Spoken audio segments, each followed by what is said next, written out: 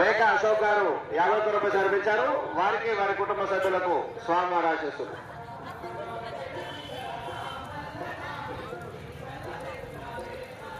శంకర్ గారు 50 రూపాయలు సమర్పించారు. వారికి వారి కుటుంబ సభ్యులకు స్వామివారి ఆశీస్సులు.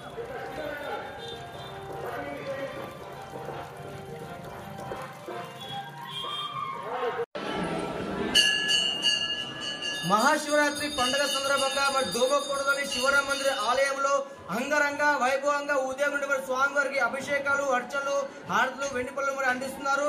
మరి దోమకొండ ఈ యొక్క శివరామ మందిర ఆలయంలోకి స్వామివారిని దర్శించుకోవడానికి భక్తులు అధిక సంఖ్యలో తండాపులుగా మరి వస్తూ స్వామివారిని దర్శించుకుంటున్నారు.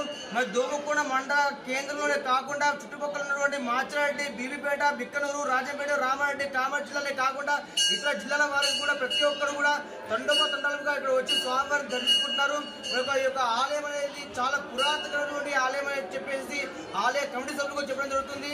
మరి మహాశివరాత్రి సందర్భంగా భక్తులు ఎంతో మంది వేలల్లో సంఖ్యలో వచ్చుకుంటూ లక్షల్లో వచ్చుకుంటూ స్వామివారి దర్శించుకోవడం జరుగుతుంది. ఇక చూస్తున్నాము. అదేవిధంగా సాయంకాలంలో కూడా రథయాత్ర ఉంటుందని చెప్పేసి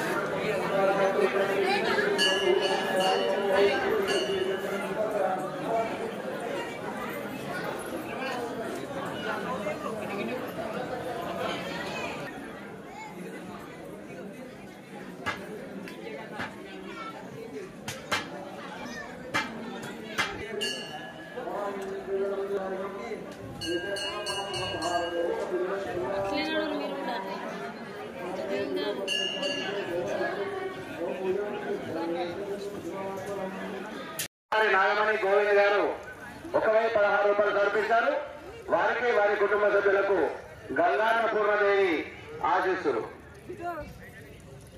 మేస్త్రి గారు ఓం నమః శివాయ.